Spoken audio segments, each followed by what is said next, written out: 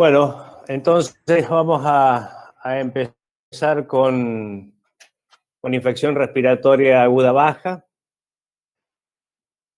Vamos a hacer como hicimos también en la clase anterior un repaso anatómico que es muy importante a la hora de hacer diagnósticos y un tratamiento que corresponda.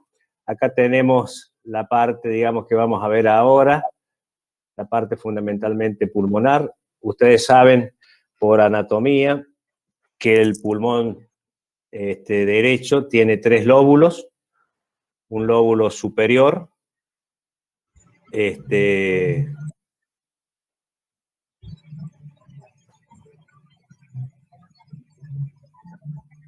un momento. Ahí está.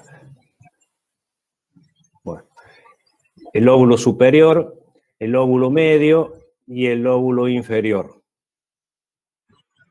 Y el pulmón izquierdo tiene solamente el lóbulo superior, el lóbulo inferior y tiene la língula. La língula es un término que viene del latín, que significa lengua pequeña, que es una parte del pulmón izquierdo. Subiendo tenemos la tráquea y más hacia arriba, bueno, el cartílago tiroide, el ligamento tiroideo y el hueso hioides.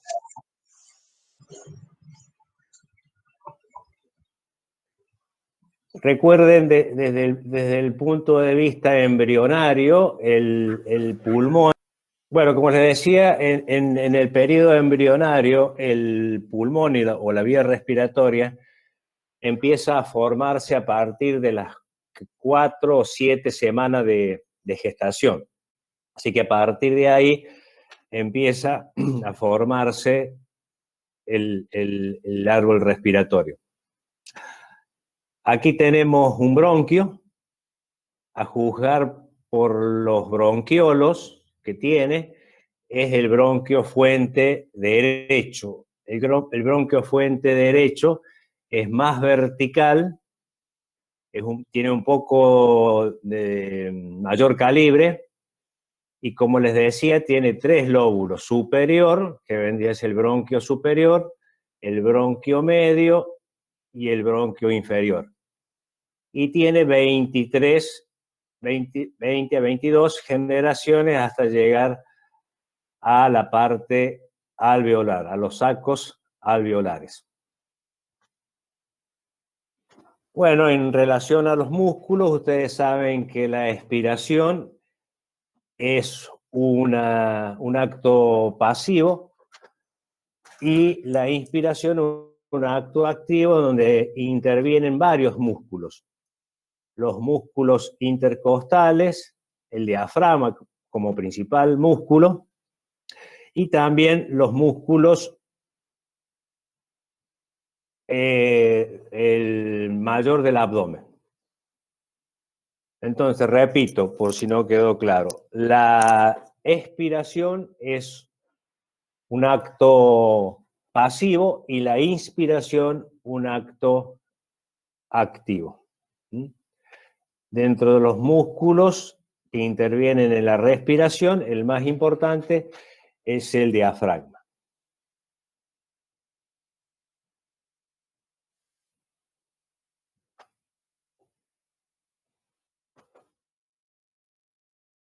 Bueno, no cambie de...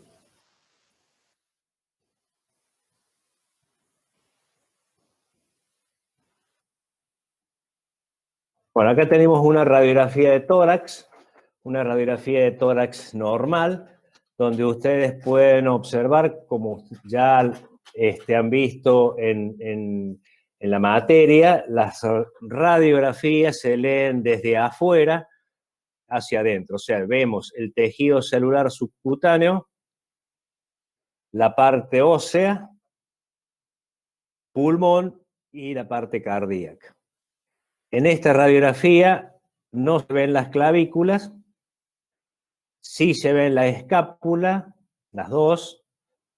Por supuesto, se ven las costillas, los pulmones, el aire o la cámara gástrica, ambos diafragmas. Es importante ver los diafragmas y ver también lo que se llaman los ángulos cardiofrénicos de ambos lados, cardiofrénico derecho, costofrénico derecho, cardiofrénico izquierdo y costofrénico izquierdo. Esto es una radiografía de tórax normal. Es importante conocer, tenemos los ilios de ambos lados, para poder después interpretar una radiografía.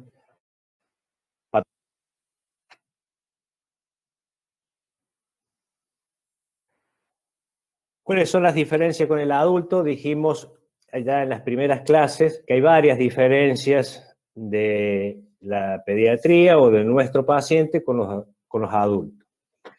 Empezando con el recién nacido, dijimos que el recién nacido a término, el que tiene entre 37 y 42 semanas de gestación, tiene 21 generaciones de bronquios, lo acabamos de ver. Sin embargo, el adulto sano tiene 23. Lo que quiere decir que en el momento de nacer el ser humano no ha completado el desarrollo anatómico y se va a ir completando con los años hasta terminar, como vimos en la clase anterior, alrededor de los 15 años. La multiplicación alveolar también continúa después del nacimiento hasta aproximadamente los 2 años de vida, y el crecimiento se acompaña posteriormente al crecimiento del tórax. Las estructuras que permiten la comunicación interalveolar e interbronquiolar, cuya presencia es fundamental para evitar el colapso alveolar en las vías aéreas distales a una obstrucción, no se desarrollan sino hasta los 6 meses de vida. Por eso es que los recién nacidos y los lactantes pequeños, la patología respiratoria realmente es muy grave. Acá lo dice, por esto los neonatos y lactantes, en este caso menores de 6 meses, tienen una mayor predisposición a sufrir atelectasias, o sea, el colapso de los alveolos, en una enfermedad aguda como la que vamos a ver dentro de poco. También los niños difieren de los adultos con respecto al comportamiento mecánico de la caja torácica, dada que el tórax del niño es cilíndrico en oposición al de los adultos, que tiene una forma más elíptica. Esta observación es válida desde el nacimiento hasta alrededor de los 10, 12 años de vida, cuando el tórax ya toma la forma del adulto. Las costillas en los niños son más horizontales y cartilaginosas, o sea, más colapsables, con la cual la fuerza aportada por el sistema muscular intercostal es muy limitada. Esto también influye en la elastancia del sistema respiratorio. La capacidad residual se encuentra cercana al volumen residual. La capacidad residual se encuentra cercana al volumen residual. Volumen residual es cuando uno hace una expiración forzada, el aire que queda se denomina volumen residual. Y la capacidad residual es el aire que entra y sale sin hacer una respiración forzada. Esta situación favorece el desarrollo también de atelectasia en el transcurso de las enfermedades que cursen con pérdida del volumen o disminución de la compliance, como por ejemplo una neumonía. Entrando en tema, vamos a hablar de bronquiolitis. Es un tema muy frecuente, lo vemos con mucha frecuencia nosotros las pediatras, más en esta época de invierno. ¿Cómo lo podemos definir? Como el primer episodio de sibilancias asociada a evidencia clínica de infección viral en un niño menor de 2 años. Repito, primer episodio de sibilancias asociado a evidencia clínica de infección viral en un niño menor de 2 años. Esa es la definición. porque por ahí siguen viniendo chicos de 3, 4 años con varios episodios de broncoespasmo y nosotros le decimos que está cursando una bronquiolitis. Y si uno se atiene a la definición, es el primer episodio en menores de 2 años solamente. Y esa es una inflamación difusa, aguda de las vías aéreas inferiores, de naturaleza infecciosa, fundamentalmente vírica, expresada clínicamente por obstrucción de la vía aérea. Esa obstrucción se produce por edema, por espasmo bronquial y también por la mucoestasis. Aquí tenemos una vía aérea normal, y tenemos una vía aérea comprometida por un proceso infeccioso. Aquí arriba dice asma. En realidad la fisiopatología es muy similar. La vía aérea se estrecha, el flujo está limitada.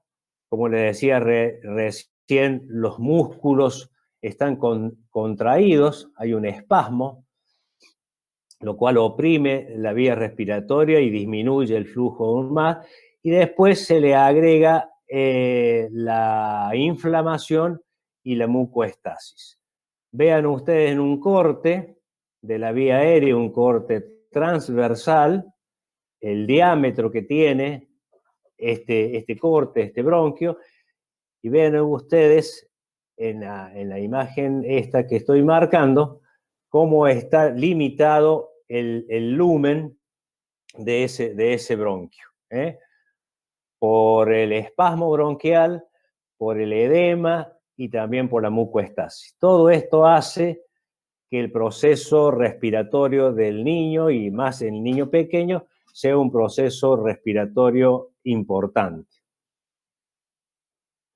Bueno, lo mismo, en un lactante normal, la vía aérea de los bronquios son alrededor de 4 milímetros y cuando hay edema realmente se reduce en forma importante.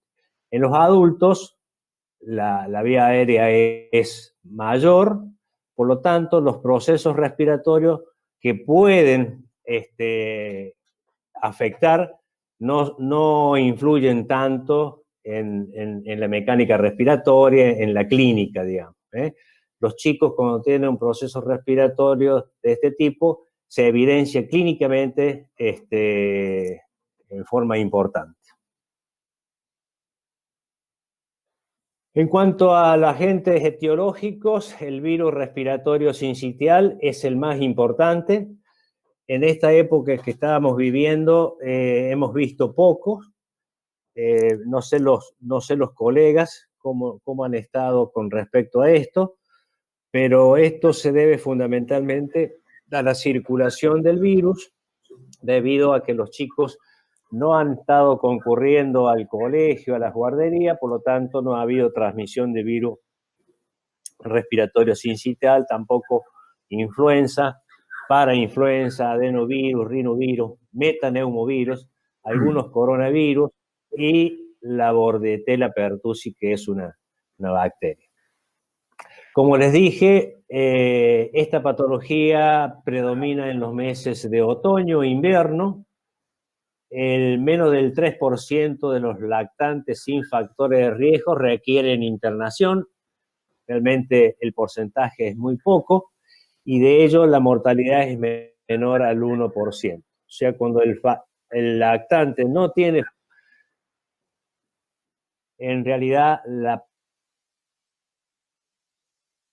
patología se le deja 14 días.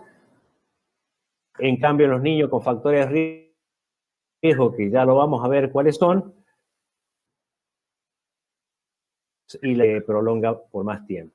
Acá tenemos los factores de riesgo, la edad. Los niños, mientras más pequeños, más importante es la enfermedad, los cardiópatas, los prematuros, los niños con displasia broncopulmonar son algunos de los factores de riesgo.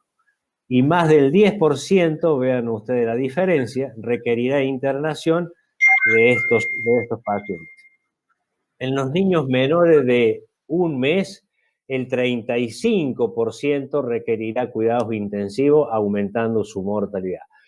O sea que a medida que los pacientes son más pequeños, más grave es la enfermedad y requiere, por lo tanto, no solamente internación común, sino muchos de ellos requieren cuidados intensivos. Bueno, una foto de unos virus. Esta es una foto del virus respiratorio sincitial.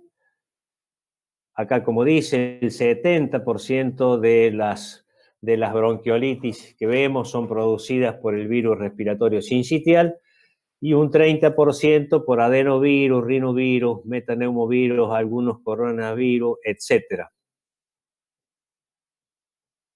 Bueno, esto es una foto donde se puede ver una gran cantidad de células agrupadas con varios núcleos, un sincicio. Esta es una foto más ampliada. Este es el núcleo de la célula y este es el virus respiratorio sincitial, esto marcadito con negro. Acá tenemos otro, o sea, son intracitoplasmáticos. Aquí abajo está la descripción. Volviendo a los factores de riesgo, dentro de los factores de riesgo, lo referente al huésped, la falta de lactancia materna, como dijo el doctor Layún, es muy importante que los niños se alimenten con lactancia materna exclusiva los primeros 6 meses de vida. A partir de ahí introducimos los sólidos. La lactancia materna es muy importante.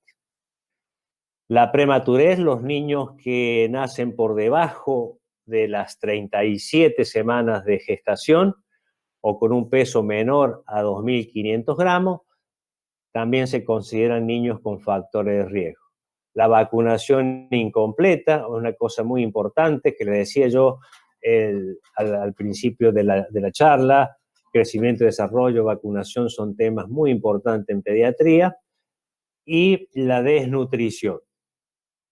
En cuanto al medio, el hacinamiento, la época que estamos viviendo, la época invernal, la asistencia a guardería, lo que les decía, estamos viendo menos cantidad de bronquiolitis debido a la menos circulación del virus, debido a que los niños no están concurriendo a las guarderías ni tampoco a las escuelas.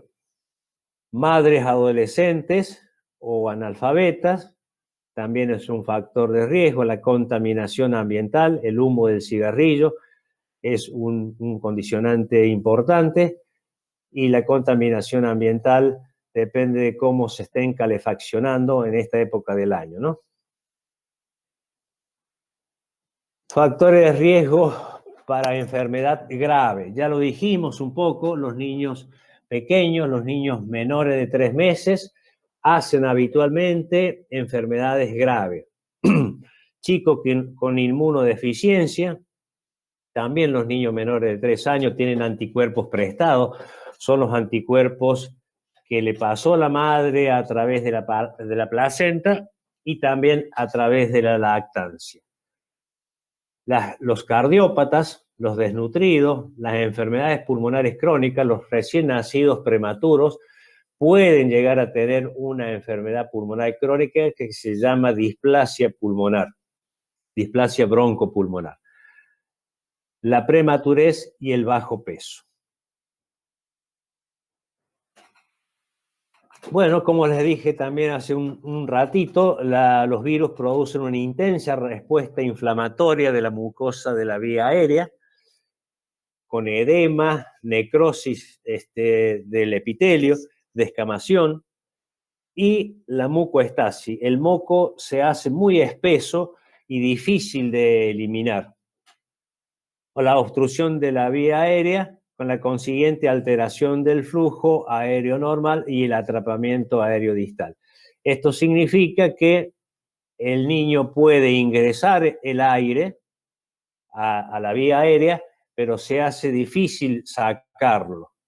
y eso produce un atrapamiento aéreo, que ya lo vamos a ver. Seguramente me parece que tengo algunas radiografías donde muestran el atrapamiento aéreo. O sea, se produce como un fenómeno valvular. El aire, el oxígeno, ingresa a la vía aérea, pero se hace difícil de sacarlo. Por eso es que también cuando uno ausculta, va a auscultar sibilancia, y la sibilancia se produce fundamentalmente en la expiración. Ahora, cuando el proceso obstructivo es muy importante, se puede auscultar en los dos tiempos respiratorios. ¿Cómo empieza esta patología? Bueno, es muy habitual que el niño empiece con unos moquitos, una rinorrea acuosa, un poquito de tos, de fiebre. Ese proceso suele hacer que las madres consulten, y como les dije los otros días, lo único que hacemos nosotros es un tratamiento sintomático. Le decimos que le coloque solución fisiológica, que lo aspire, le aspire las secreciones. Habíamos dicho que los niños pequeños son respiradores nasales casi exclusivos, entonces liberar las secreciones de la naricita es muy importante para que ellos puedan estar confortables, que puedan estar bien. Bajarle la fiebre también es un hecho importante para que el niño esté confortable. Ese proceso de 2 o 3 días que motivó la consulta, luego motiva otra consulta, que suele decir, lo traje hace poquito con unos moquitos y ahora lo noto peor. Lo noto peor porque el proceso respiratorio, el proceso virósico va tomando otras estructuras anatómicas, entonces toma bronquiolos, y eso se evidencia clínicamente con una taquipnea, aumento de la frecuencia respiratoria, con tiraje, con una expiración prolongada, o sea, ingresa el aire y cuesta sacarlo, esto produce sibilancia, rales, habitualmente roncus y estertores subcrepitantes. Eso produce tos, ocasionalmente apnea, fundamentalmente si el niño es muy pequeño, menor de 3 meses, puede haber apnea. Estos son los motivos de internación. Este cuadro dura alrededor de 5 a 6 días. Como dice aquí arriba, también puede haber fiebre, dependiendo del agente etiológico. La fiebre no suele ser una fiebre muy alta, pero suelen tener, y como les dije en la clase anterior, nosotros usamos paracetamol o ibuprofeno fundamentalmente. Según el grado de incapacidad ventilatoria, se determinan grados de enfermedad con un puntaje de tal. Lo ideó el doctor Tal. ¿Y qué tiene en cuenta? La frecuencia cardíaca, la frecuencia respiratoria, sibilancia si se auscultan o no, y el uso de músculos accesorios. A eso el doctor Tal le dio un puntaje, dependiendo si el paciente tiene menos de 6 meses o más de 6 meses. La frecuencia cardíaca, si está en menos de 120, el puntaje es 0. Si está entre 120 y 140, el puntaje es 1. Si tiene 140, 160 de latidos por minuto, tiene un puntaje de 2. Y si tiene más de 160, el puntaje es 3. Así vamos sumando, suponiendo que esté con una frecuencia cardíaca que está entre 140 y 160, vamos a tener un puntaje de 2. Vamos a ir anotando. Si la frecuencia respiratoria en menos de 40, el puntaje es 0. Si tiene entre 40 y 55 es 1. Si tiene entre 55 y 70 es 2. Y si tiene más de 70 es 3. Le vamos a poner que tiene una frecuencia respiratoria de 60 y tiene menos de 6 meses, por lo tanto el puntaje también es 2. Ya tenemos 4. Las sibilancias, no tiene sibilancia, al final de la expiración 1, en los dos tiempos respiratorios ya es 2, y se auscultan o se escuchan sin estetoscopio, el puntaje es 3. Le vamos a poner que se auscultan los dos tiempos, el puntaje es 2, ya tenemos 6. Y el uso de los músculos accesorios, no hay uso de los músculos accesorios. Leve, intercostal, 1, tiraje generalizado, inclusive con aleteo nasal es 3, y tiraje generalizado sin aleteo nasal es 2. Y le ponemos tiraje generalizado, le vamos a poner 2, y entonces tenemos un puntaje de 8.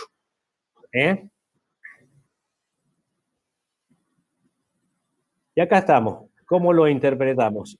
Tenemos un puntaje tal leve, o una dificultad respiratoria mejor leve, de 4 puntos o menos. Moderada entre 5 a 8. Este niñito que acabamos de puntuar tenía 8, por lo tanto tiene una dificultad respiratoria moderada, y grave de 9 o más, que seguramente va a requerir internación. Este niñito que estábamos ocultando acá tiene tiraje, si uno se ve, no se ve muy bien en la foto, y tiene la boquita abierta, a pesar de que son respiradores nasales. A esta edad posiblemente sea mixta, pero tiene como una sed de aire. Y en el aspecto general no se lo ve mal, a pesar de la dificultad respiratoria. Algunas imágenes de bronquiolitis. Esta es una radiografía de tórax normal. Como dijimos, lo leemos desde afuera hacia adentro, tejido celular subcutáneo y la parte ósea, costillas. Acá sí se ven las clavículas, se la ve bien centrada la radiografía. Recuerden que una de las diferencias con la medicina del adulto también es la dificultad que tenemos para hacer este tipo de estudios, porque los niños se resisten a quedarse quietos, y tampoco tenemos la posibilidad de decirle respire hondo, retenga el aire, suelte el aire. Entonces, el técnico radiólogo tiene que estar muy avezado y ser muy rápido para realizar estos estudios.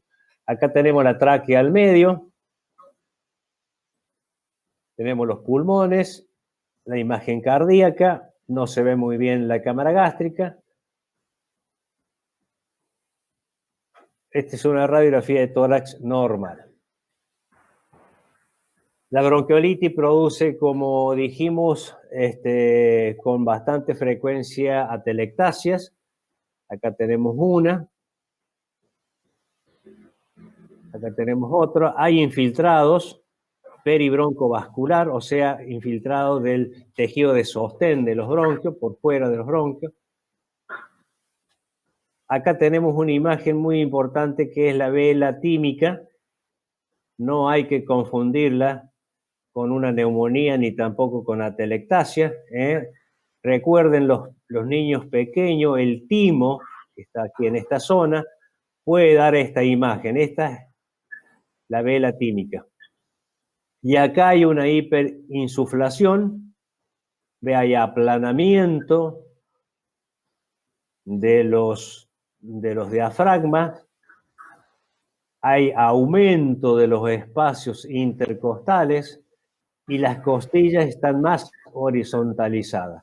Estos son signos, o sea, y la hiperclaridad, por supuesto, la hiperclaridad, sumado al descenso de los diafragmas, al aumento de los espacios intercostales, a la horizontalización de las costillas, nos da la imagen típica de hiperinsuflación.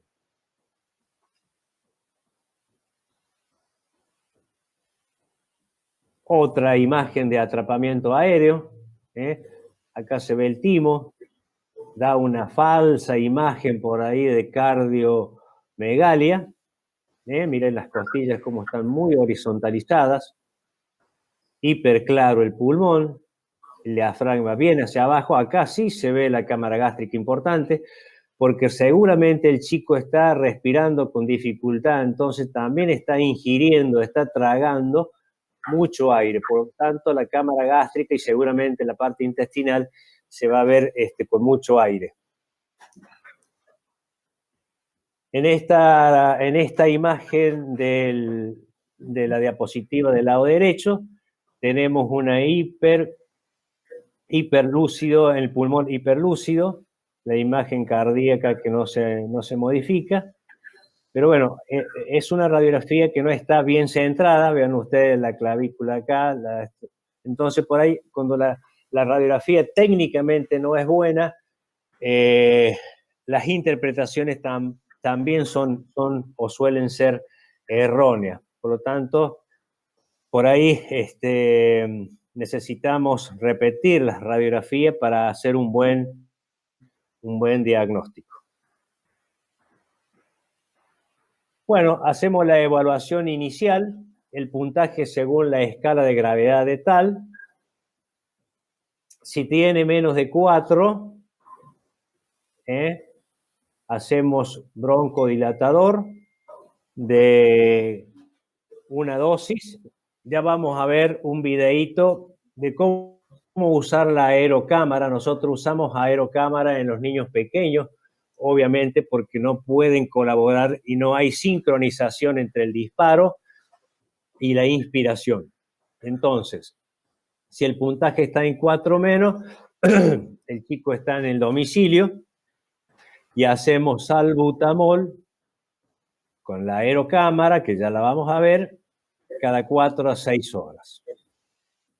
Si el puntaje sigue aumentando, a pesar de esto, aumenta, nosotros hacemos una dosis cada 20 minutos, hasta 3 dosis, como máximo 1 hora, y podemos usar oxígeno también. Hacemos la evaluación en la hora y si mejora, se va a la casa con el salbutamol, como lo habíamos dicho acá, cada 4 a 6 horas.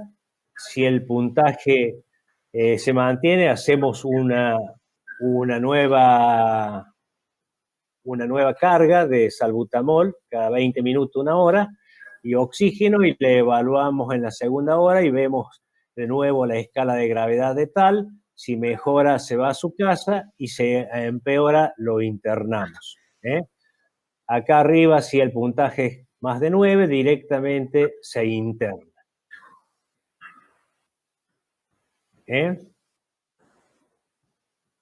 Acá está el video que les quería mostrar. A ver si podemos ver. Es importante, aquí el doctor tiene la aerocámara, tiene una máscara que se aplica cubriendo la nariz y la boca del bebé, del niño, en forma firme. La mamá tiene que tenerle los bracitos al bebé. Agitamos, hay que agitar bien para homogeneizar la droga. Le sacamos la tapita, es importante, parece una tontera, pero es importante, y lo colocamos en esta parte de la aerocámara.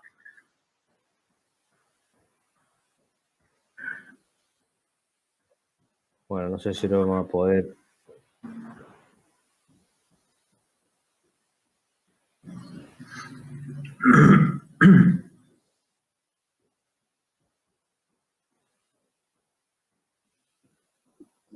Profe.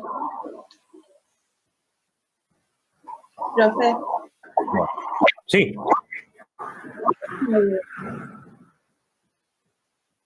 ¿Me escucha? Ahí va.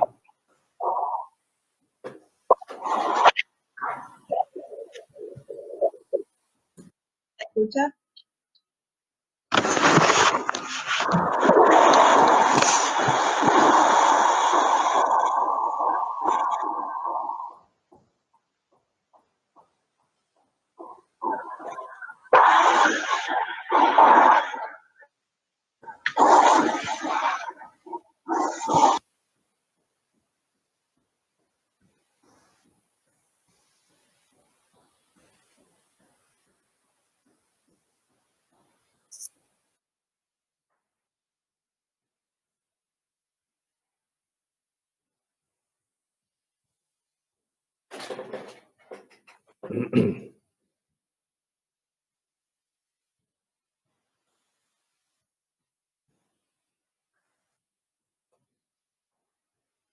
¿Ve? Tiene que tenerse, la mamá lo tiene, le tiene en los brazos.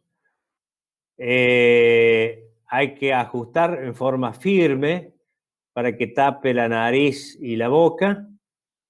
El doctor dice que prefiere que el niño no llore, yo prefiero que llore.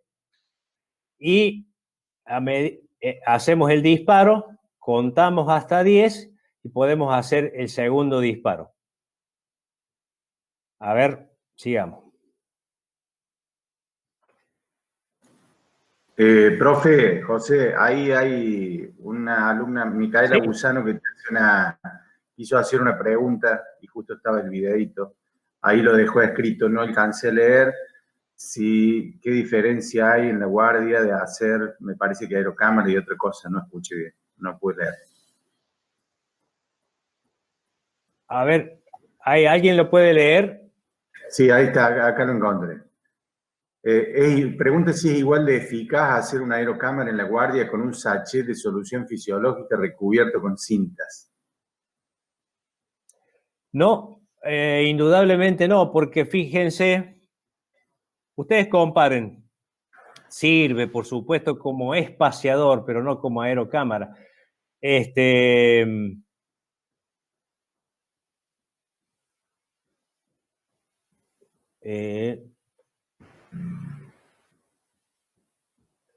No es lo mismo, no es lo mismo. Esta aerocámara tiene la máscara facial, que es de silicona. Eso cierra herméticamente la parte, digamos, de la nariz y de la boca. Con el sachet esto es imposible, podés lastimarlo inclusive.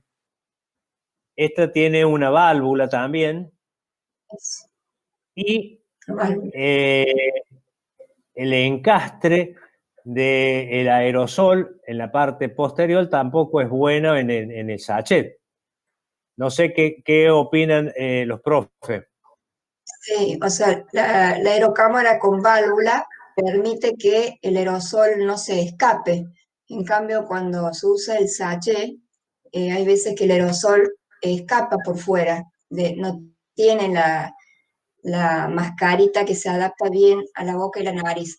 Pero entiendo la pregunta de ella porque en nuestra época, en dispensario, se fabricaba, porque no todo el mundo puede adquirir o tener la aerocámara por los costos, entonces fabricaba la enfermera los espaciadores y se usaba como recurso eso. Por eso puede ser la pregunta de la alumna. Pero Sí, no es lo sí, mismo.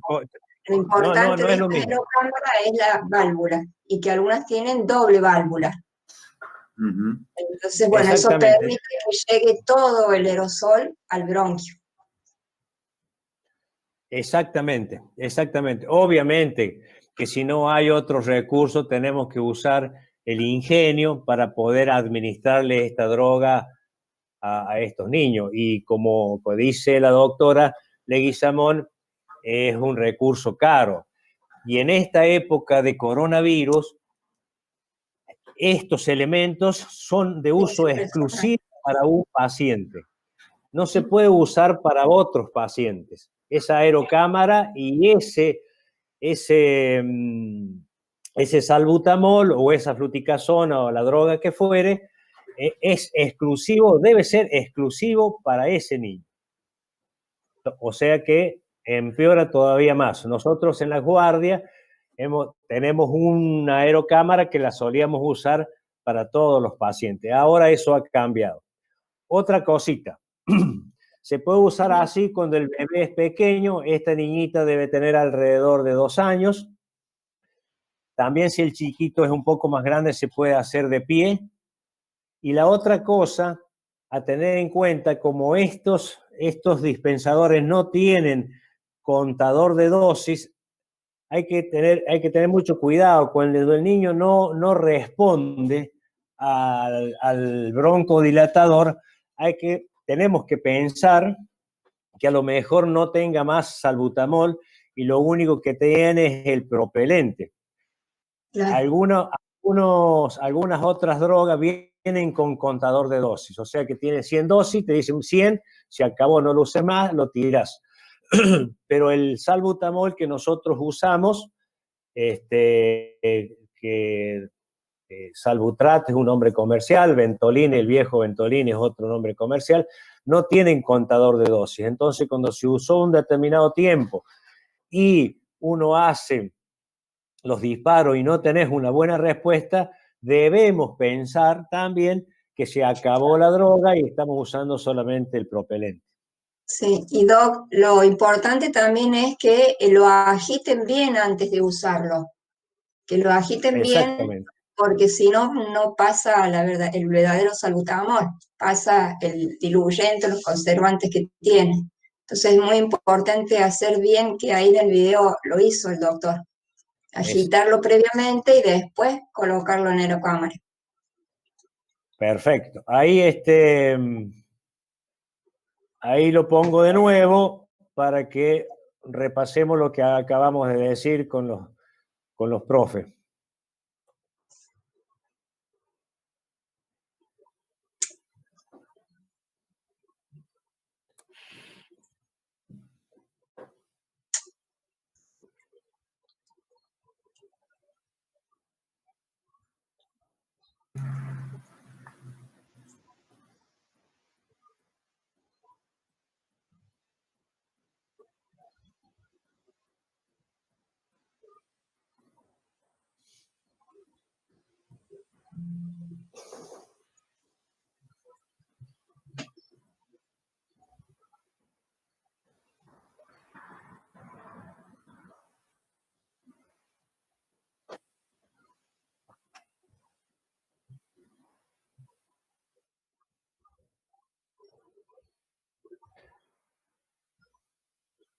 Miren cómo la agarra la madre.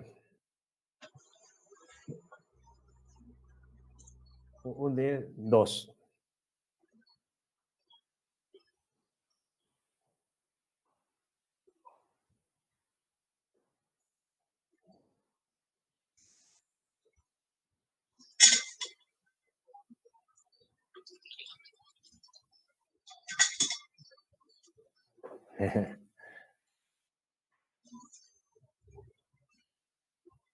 De verdad que una genia, sí, se porta muy bien.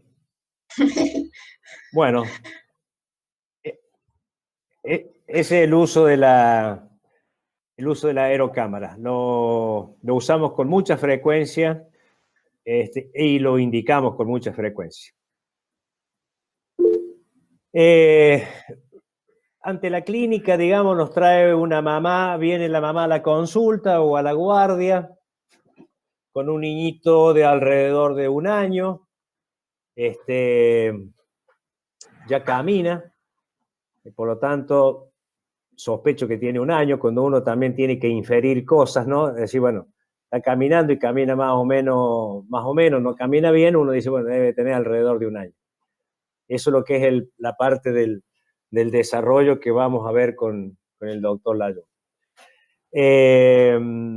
Nos relata la madre que había empezado con moquitos, con agua en la nariz, un poquito de fiebre y que fue empeorando con los días. Entonces, si el proceso no es un proceso importante, de acuerdo al tal que le hemos hecho, el tratamiento y el control es ambulatorio. No se solicita ningún estudio. Y se solicitan estudios solamente si el niño requiere internación, si tiene un tal más de 8 o no ha mejorado con los distintos PAP que le hemos hecho con salbutamol, no ha mejorado, entonces lo vamos a internar y en ese caso sí vamos a solicitar estudios. Solicitamos un citológico completo, podemos pedir reactante de fase aguda, como por ejemplo una eritrosedimentación, una PCR, el estado ácido-base de acuerdo a cómo lo veamos al niño, un ionograma de sodio, potasio, cloro. Podemos sacar secreciones.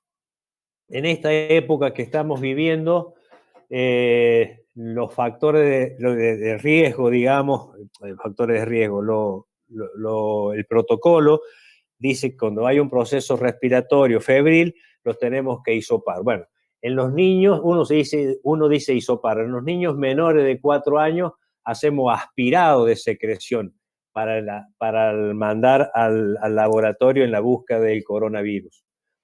Entonces, a partir de los 4 o 5 años hacemos hisopado. Antes de los 4 años hacemos aspirado de secreciones. Y es eso lo que se remite al laboratorio central de la provincia para el análisis y la búsqueda del coronavirus. No hacemos pesquisa etiológica con habitualidad, solamente si sospechamos coqueluches u otra patología como la que estamos viviendo en este momento, y radiografía de tórax.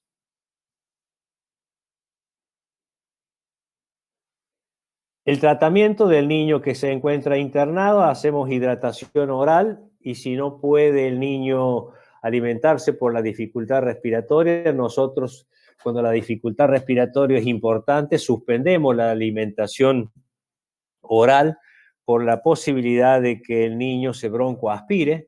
Por lo tanto, suspendemos la alimentación hasta que mejore la respiración, que mejore el cuadro. Por lo tanto, podemos colocar una hidratación endovenosa.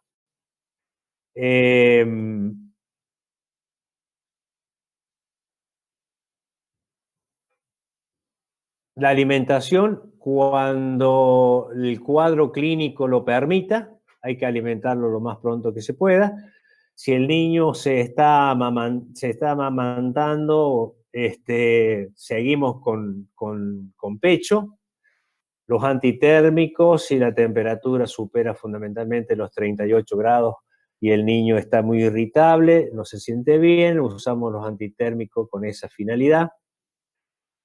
KTR kinesioterapia respiratoria, cuando empiece con la fase secretora, cuando aspiramos las secreciones de las fosas nasales, repito, es muy importante, fundamentalmente en los lactantes. La posición semisentado, los broncodilatadores, bueno, hay varios trabajos, varias evidencias científicas en que los broncodilatadores en esta patología ayuda, otros dicen que están en revisión. En nuestro medio nosotros lo usamos. Oxigenoterapia es la principal droga en forma progresiva, o sea que a medida que el niño vaya empeorando, vamos también complejizando la oxigenoterapia. Lo iniciamos con una cánula nasal, después podemos ir a una máscara con o sin reservorio, alto flujo, BNI, y si el niño está realmente muy grave, hacemos asistencia respiratoria mecánica. Tratamiento antiviral no lo usamos, salvo que sea influenza, que se sospeche o que esté confirmado. En ese caso usamos el oseltamivir. No está recomendada el uso de corticoides, tampoco está indicado el uso de antibióticos, salvo que se sospeche una sobreinfección bacteriana. En ese caso, tendremos que reevaluar el niño, hacer de nuevo un laboratorio, hacer de nuevo citológico, hemograma, reactantes y radiografía, y si hay una sospecha fuerte, hacer también un cultivo de sangre y colocar el antibiótico que corresponde. Bueno, estos son los distintos elementos que solemos usar en la internación. Tenemos la cánula nasal o bigotera, la máscara tipo Venturi, otra máscara de oxígeno. No es fácil que los chicos se dejen la bigotera o las máscaras, ¿no? Enseguida se la quieren sacar. La máscara de no reinhalación, el alto flujo. El alto flujo es una práctica que ha empezado a usarse hace relativamente poco. Nosotros lo usamos desde el 2018, algunos otros centros desde antes. Y si el niño sigue empeorando a pesar de esta práctica, hacemos asistencia ventilatoria no invasiva o asistencia respiratoria mecánica. Para eso lo tenemos que intubar al niño. Acá tenemos el tubo endotraqueal y acá está una parte del respirador. Está obviamente en terapia intensiva y monitorizado. Monitorizamos frecuencia cardíaca, monitorizamos tensión arterial, monitorizamos saturación de oxígeno, y obviamente signos vitales. Bueno, existen controversias en el manejo de la bronquiolitis. Sabemos que hay edema, que hay detritos celulares en la mayoría de los niños. Otro grupo también se le agrega la hiperreactividad bronquial como una predisposición a asma. Hasta el presente es difícil por ahí ser dogmático en el tratamiento de bronquiolitis, pero yo les diría que tratamiento de sostén aspirado de secreción, salbutamol, no corticoides, no antibióticos, y bueno, ir viendo la evolución día a día. Si uno lo tiene al niño en el manejo ambulatorio, lo podés ver a la mañana y volver a verlo a la tarde o al otro día. Tengan en cuenta también la posibilidad que tiene esa madre o esos padres o a la accesibilidad a los centros de salud. Por ahí hay gente que vive demasiado lejos, entonces, bueno, uno lo tendrá que dejar internado, como una internación social, y si tiene buena accesibilidad a los centros de salud, lo podés, como le digo, controlar a las horas o al otro día.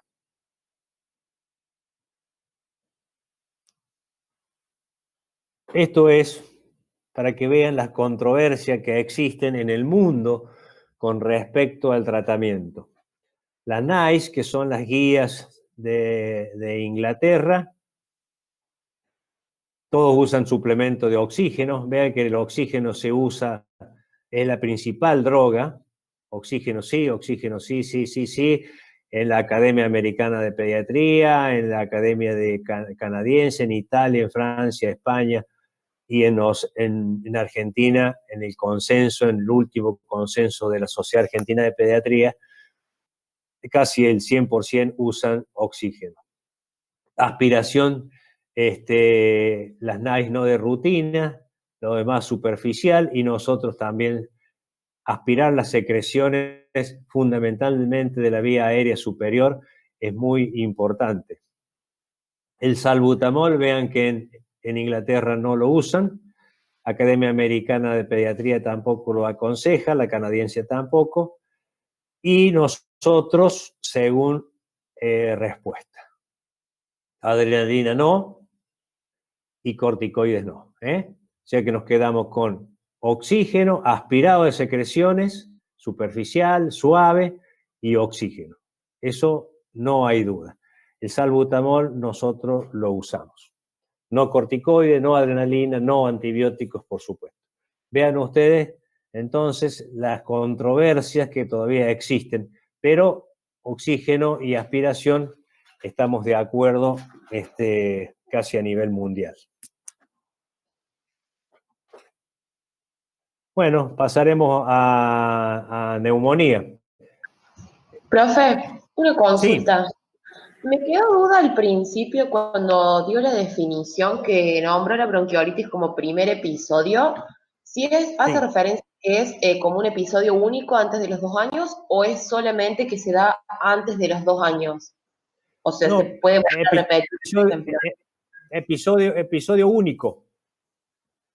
Después ya sería hiperreactividad bronquial u otra cosa u otra denominación que no sería bronquiolitis. Puede ser bronquitis obstructiva a repetición, bronquitis obliterante a repetición. ¿Entienden? Sí, ahora sí me quedó claro. Y hay una pregunta en el chat también, no sé si lo puedes ver o se la leo. Léela, a ver. Preguntan en qué puntaje de tal se eligen los beta-adrenérgicos en gotas para nebulizar. Y en el mismo puntaje que usás, digamos, en el 4 o a partir del 4, digamos. O sea, cuando hay una frecuencia respiratoria que está depende de la edad del chico. ¿Te acuerdas que estaba en menores de 6 meses y más de 6 meses?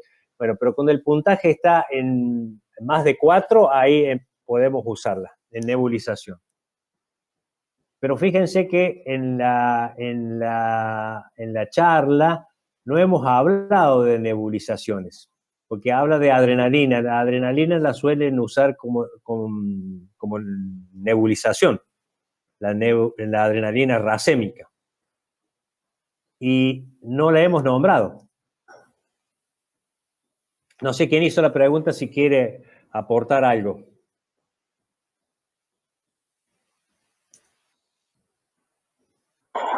Hola, profe.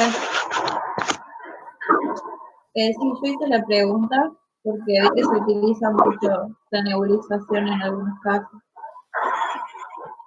Con Sí, la nebulización. Sí, no está. Ahí, cuando está internado el niño, hacemos nebulización con KTR, ese lo hace, digamos, el kinesiólogo. Pero la nebulización como tratamiento no estaría indicado. La oxigenoterapia sí, eso ni hablar. Bueno, así. Bueno, escuche, Hola. Hola, profe, una consulta. Uno de los parámetros para el puntaje de tal era la frecuencia cardíaca. Sí. Y si uno le agrega epinefrina o incluso también puede ser un beta 2, ¿no incrementaría la frecuencia y de esa forma también aumentaría el puntaje? Sí, puede aumentarlo, pero muy poco. Puede aumentarlo, pero muy poco. Acá lo estamos viendo, ¿no es cierto? En realidad, adrenalina no está indicada, ¿no es cierto? Que los beta 2 pueden aumentar, sí, la frecuencia cardíaca, pero fíjate que hay un rango, ¿no es cierto?, de alrededor de 20 latidos por minuto. En el niño, en el puntaje de 1 es de 120 a 140. Cuando le ponemos 2 a la frecuencia cardíaca va de 140 a 160, y cuando le ponemos 3 es más de 160. Pero también tenés que tener en cuenta la frecuencia respiratoria, la sibilancia, el uso de músculos accesorios, y en algunos casos han hecho un tal modificado y le agregan saturación de oxígeno. Ah, bueno, gracias. Sí, permitime acotar una cosita, Negro, para tener en cuenta esta cuestión del gráfico y el score de tal. Hay que tener en cuenta también que la fiebre en los chiquitos, cuando tienen fiebre por encima de 38 grados, aumenta la frecuencia respiratoria y aumenta la frecuencia cardíaca, por supuesto. Así que siempre también tener en cuenta de tomar la temperatura. Y otra cuestión con respecto a la clínica, que se nombró al principio, cuando se habló de la dificultad respiratoria, la rinitis y la tos. Tengan en cuenta que en el lactante menor de 5 meses no hay un buen reflejo de tos. Esto se los digo porque cuando el niñito está tosiendo, sin duda es que está usando mecanismos a los que no tiene una buena capacidad de uso. Eso quiere decir que el niño está bastante obstruido, sea con secreciones o sea por el nivel de inflamación a nivel bronquial. Así que cuando vean un niñito menor de 5 meses que está tosiendo, abrir bien el ojo porque ese chiquito generalmente está más complicado. Muy bien. Muchas gracias, Horacio. Muy bueno el aporte. Muy bien también los chicos por la pregunta. Me gusta que pregunten, que participen. Vamos al último tema, que es neumonía. ¿Están preparados? ¿Ya calentaron agua para el mate, esas cosas? Seguimos. Si no, esperamos 5 minutitos. ¿Quieren? Como quieran.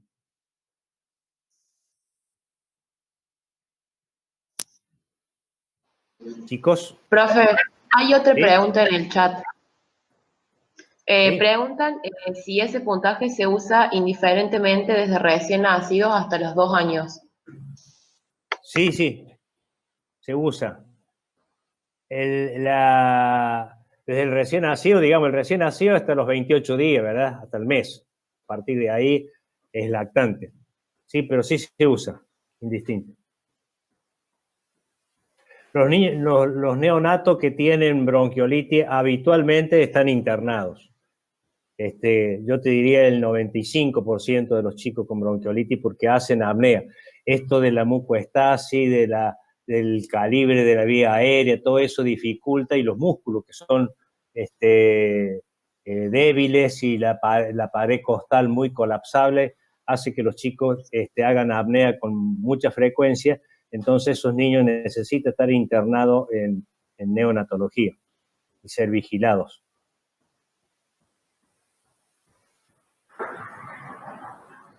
Bueno, seguimos entonces.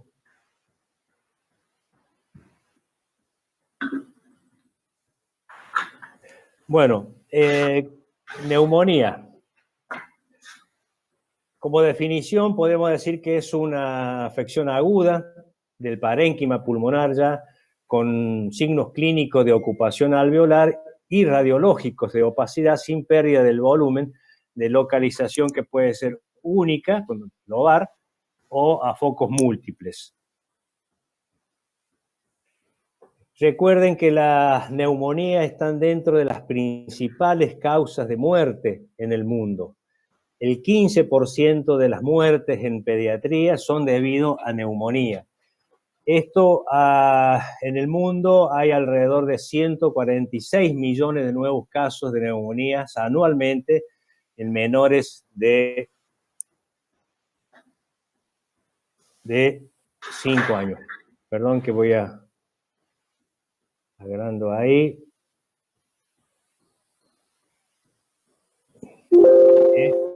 Este dato es muy importante que lo tengan en cuenta. 146 millones de nuevos casos de neumonía en el mundo en niños menores de 5 años, de los cuales el 15% de las muertes son debido a esta patología. Esto ha ido cambiando. Nosotros digo, y me refiero a Horacio, a Pepe, los que tienen una cierta, y también a Nadela, que tienen una cierta cantidad de años en la práctica pediátrica, a medida que se han ido introduciendo vacunas, por ejemplo, la del Hemófilus, y ahora contra el neumococo, esta cifra obviamente que van a ir cambiando, y ustedes con los años van a ver que las neumonías, por lo menos producidas por Hemófilus y por neumococo, van a disminuir en forma drástica. La etiología va cambiando de acuerdo al grupo etario. En los neonatos y los menores de 3 meses, los gérmenes que producen neumonía son las clamidias, las enterobacterias como la Escherichia coli, el estreptococo del grupo E, habíamos visto el estreptococo del grupo A, de la clasificación de Lancefield, que producía el faringoamigdalitis. En este caso, el estreptococo del grupo B es productor de neumonía en neonatos y lactantes menores de 3 meses. La Listeria monocitógenes también es un agente etiológico productor de neumonía. En los niños mayores de 3 meses vemos principalmente los virus. En menores de 1 año las bacterias son el neumococo y el hemófilo influenza, también puede haber otros, pero estos son los principales. Y a partir de los 5 años, el neumococo y el micoplasma como segundo agente etiológico. La clínica, el niño se inicia con fiebre, habitualmente es una fiebre más alta que de los procesos víricos, hablando de la clínica de la neumonía bacteriana, ¿no? El compromiso del estado general en la neumonía bacteriana también es más importante, el niño se encuentra más decaído, está inapetente, tiene tos, y teniendo en cuenta también esto de que lo dijo el doctor Horacio, que la tos en los lactantes, en los niños pequeños, es un reflejo que no está bien desarrollado. Tienen estridor, tienen taquipnea, tiraje, el quejido expiratorio es muy importante, y el dolor torácico obviamente en el niño más grande. La puntada de costado, que seguramente a ustedes les han dicho en otras materias como clínica médica. Menos específico el dolor abdominal, también en los niños más grandes, y exantema. Es una causa no frecuente, pero es una causa de dolor abdominal no quirúrgico en pediatría. Recuerden que tenemos 2 grandes grupos: dolor abdominal quirúrgico, ahí tenemos apendicitis, tenemos invaginación intestinal, etcétera, y los dolores abdominales en pediatría que no son quirúrgicos, dentro de ellos está la neumonía basal, fundamentalmente del lado derecho. Bueno, debemos hacer obviamente una buena semiología, un buen interrogatorio, un buen examen físico. Empezamos por la inspección. Nosotros hacemos la inspección a medida que estamos interrogando a la mamá o a los padres. Palpación, percusión y obviamente la auscultación al último. Percusión no hacemos mucho. La palpación se puede asociar, digamos, si hay dolor abdominal, uno tiene que hacer una buena palpación del abdomen.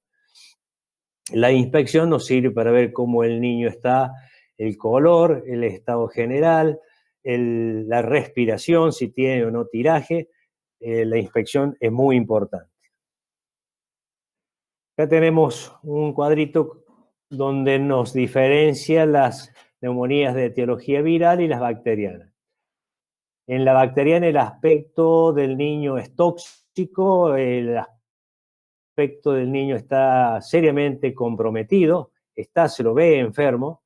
En cambio, en la vírica, como dijimos, el niño empieza con un poquito de resfrío, agüita en la nariz y va progresando a medida que las estructuras anatómicas van siendo comprometidas.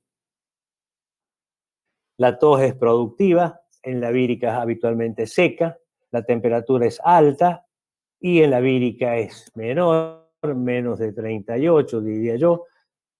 Si uno hiciese un laboratorio, los glóbulos blancos están por encima de los 15.000 y habitualmente con neutrofilia.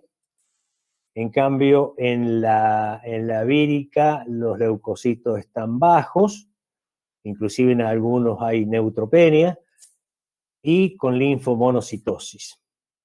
El derrame o las complicaciones en la bacteriana es frecuente, en cambio en las neumonías víricas es muy raro.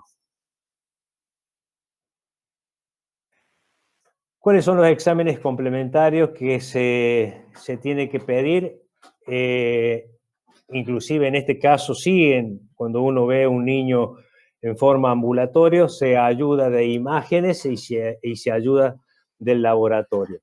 Pedimos un citológico completo, glóbulos rojos, glóbulos blancos y la fórmula, los reactantes de fase aguda, eritrosedimentación globular, la PCR, la procalcitonina es un reactante de fase aguda que no la usamos con frecuencia, es muy costosa, no todos los centros lo tienen, por lo tanto, eritro y PCR ayudan bastante. Una radiografía de tórax, una ecografía si es que uno sospecha de alguna complicación, como por ejemplo un derrame, y la pesquisa etiológica con los hemocultivos, aspirados bronquiales o la serología de acuerdo a lo que uno esté sospechando. Bueno, aquí vemos en la parte superior se presenta una neumonía lobar con foco, como foco único, una opacidad uniforme, y en la imagen inferior afecta un foco. También pueden ser focos múltiples, una neumonía a focos múltiples, y la placa lateral ayuda también a localizarlo, si está en el lóbulo superior, medio o inferior, en el caso de que sea derecha, o superior o inferior en el caso de que sea izquierda. Ayuda bastante una lateral. Si no, pedimos solamente una de frente a los fines de no irradiar tanto al paciente. Una de las complicaciones es el derrame pleural. Esta es la línea de Damoiseau con una concavidad superior. Una imagen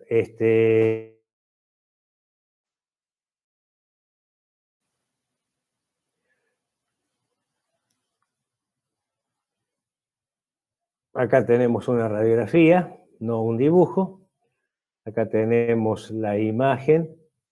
También se puede ver, a lo mejor ustedes no lo ven muy bien, pero se ve el broncograma aéreo. Del lado del pulmón izquierdo se ve únicamente, por lo menos lo que yo veo, un reforzamiento peribroncovascular. El ángulo costofrénico derecho está libre. El ángulo cardiofrénico no se ve muy bien, está un poco borrado.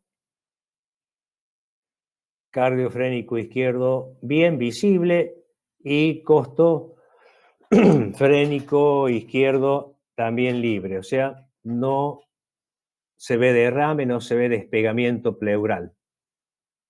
Una neumonía. Bueno, aquí hay otra imagen importante. Pulmón derecho. Posiblemente esté tomando todo el pulmón derecho. Pulmón izquierdo se ve bien. Los ángulos que hay que fijarse siempre. No hay despegamiento pleural. De este otro lado tampoco.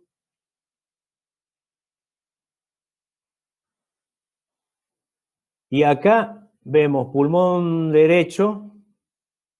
Bien, hacemos siempre la lectura, como les dije, y le habrá dicho la doctora Castrillón de afuera hacia adentro, pero bueno, limitándonos a los pulmones, el pulmón derecho lo veo bien, el ilio un poquito congestivo, nada importante, el ángulo cardiofrénico libre, costofrénico derecho libre. Acá se puede ver algo, ángulo cardiofrénico izquierdo libre, y del lado costofrénico también. Pero fíjense que acá está la sospecha y pedimos una radiografía lateral y la neumonía está acá. Uno tiene que ir viendo los cuerpos vertebrales se van oscureciendo de arriba hacia abajo y vea que aquí está la neumonía. Es una neumonía posterior, retrocardíaca, que no se ve muy bien acá. No se ve nada, yo si les digo que la veo, le estoy mintiendo, pero sí acá, por fuera del corazón.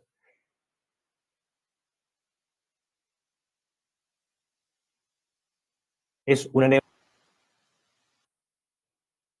acá se ven atelectasias, dijimos que los lactantes pequeños, los pacientes pediátricos, son muy propensos a realizar atelectasias.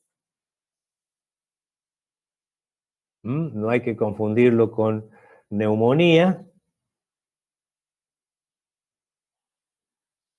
No obstante, vemos todo el pulmón, vemos los ángulos, la imagen cardíaca. Es una linda radiografía, está bien centrada. Acá tenemos una neumonía lobar. No se ve otra cosa, no veo otra cosa. La imagen cardíaca dentro de límites normales. Esta es una radiografía de un lactante pequeño y no está bien centrada. No obstante eso, se puede visualizar una imagen lobar aquí en el lóbulo medio, diría yo, del pulmón derecho.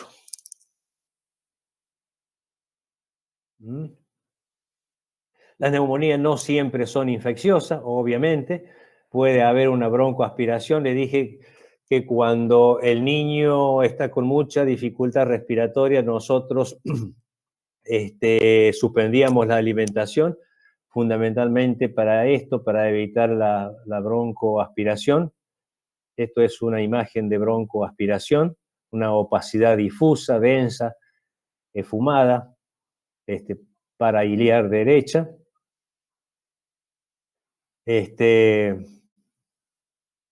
También dice que se observa un velo en la región infraclavicular e iliar del lado izquierdo. Yo no lo veo mucho, pero seguramente fue informada así.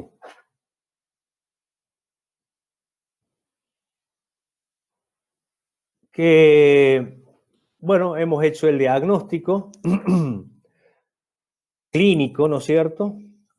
O sea, el niño viene con fiebre, viene con tos, viene con un compromiso importante del estado general, se lo ve realmente enfermo, un niño de alrededor de 3 añitos,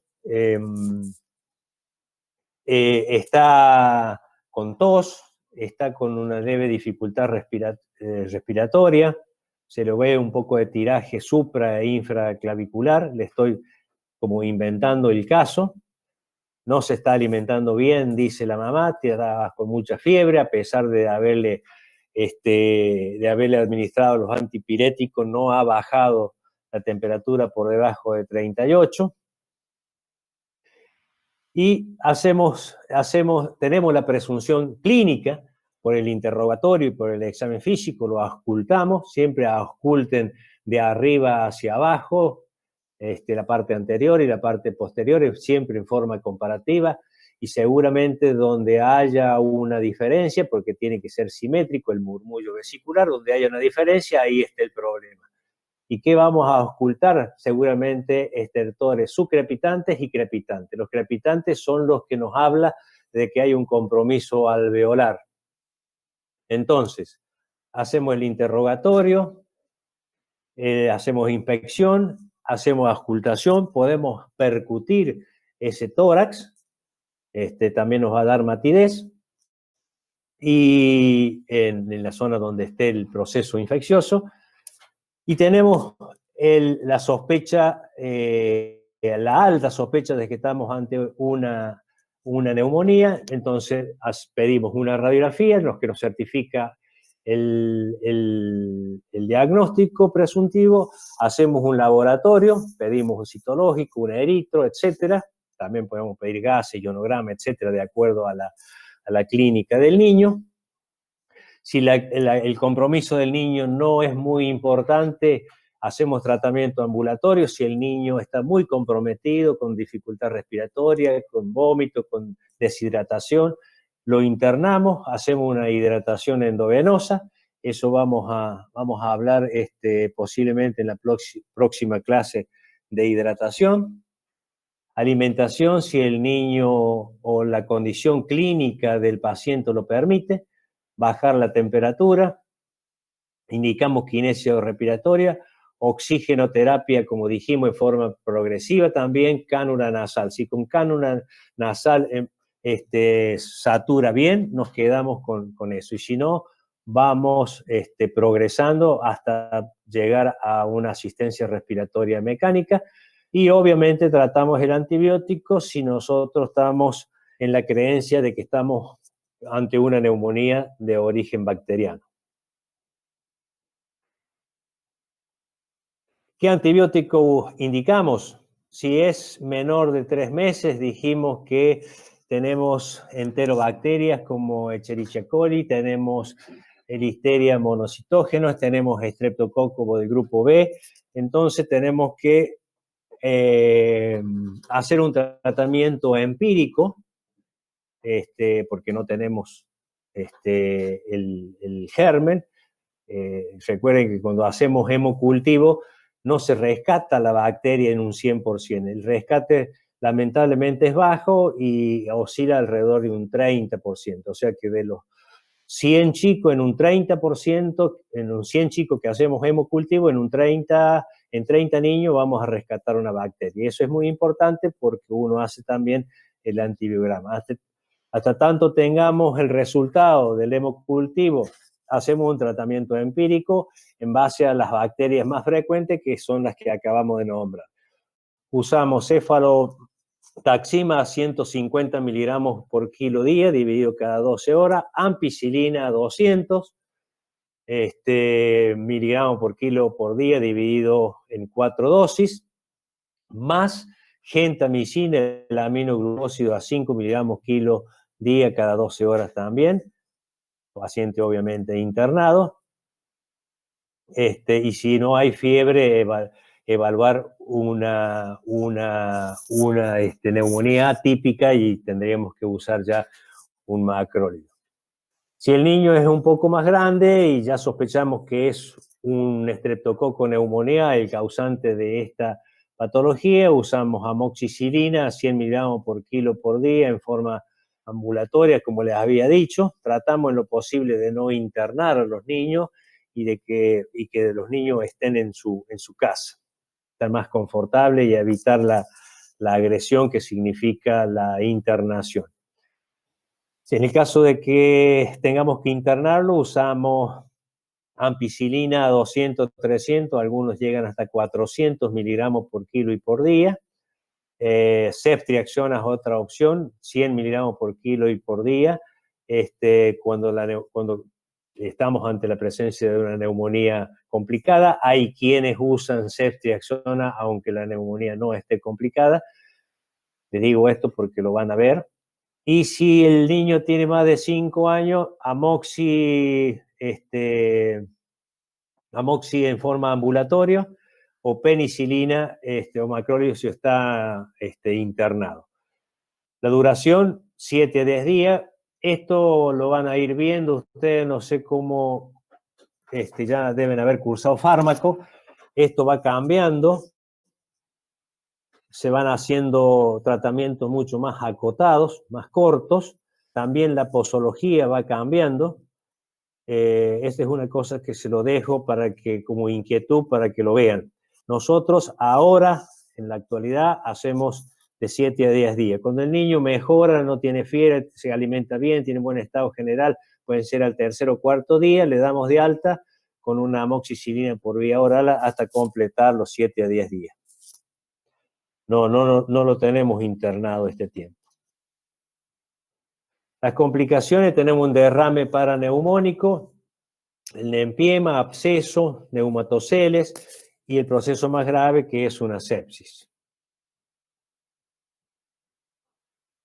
Una neumonía lobar aguda en periodo de condensación, se ve una opacidad uniforme con una densidad semejante a la del hígado, con bordes bien limitados. En el pulmón izquierdo no se ve nada.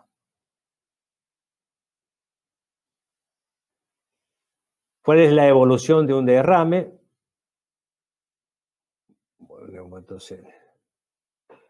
La primera etapa, que va desde hasta los 3-4 días del proceso infeccioso, que se llama etapa exudativa. Si uno hiciese una toracocentesis, el líquido es claro, ceroso, no va a encontrar bacterias seguramente.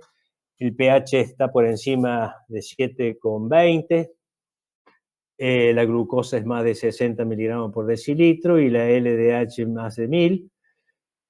Si pasa la segunda etapa, a partir del 4o 5 día, y hasta el 10º, la etapa se llama fibrino purulenta, donde hay MPM. El líquido, si uno hace una punción, el líquido es turbio, francamente purulento. Hay sí presencia de bacterias, el pH se hace más ácido, la glucosa disminuye y la LDH aumenta. Y si pasaron más de 10 días, está en la segunda o tercera semana, ya habla uno de un proceso que el derrame pleural se ha organizado, se produce una paquipleuritis con depósito de fibrina, de colágeno, hay tabicamiento, y como dice acá, la cavidad pleural habitualmente se encuentra tabicada. En esta etapa, el tratamiento es otro. Los neumatoceles, aquí hay uno importante en la fotografía del lado izquierdo de la pantalla. Si lo ven. Estas son tomografías. Cuando uno tiene una duda, tiene que ayudarse con tomografía y se ven claramente los neumatoceles. En los neumatoceles no hacemos nada, habitualmente lo vamos controlando radiológicamente o con tomografía. Solamente se interviene si hay un aumento de tamaño o hay una fístula, entonces, bueno, ahí se interviene y se pide interconsultas con neumonólogo o cirujano de tórax. Bueno, esta es la bibliografía que los invito a que lean. Vamos a ver, bueno, este es para terminar. La infancia tiene sus propias maneras de ver, pensar y sentir. Nada, ahí se terminó y se fue. Nada más insensato que pretender sustituirla por las nuestras, ¿no es cierto? Ellos tienen su propia forma de ver, pensar y sentir.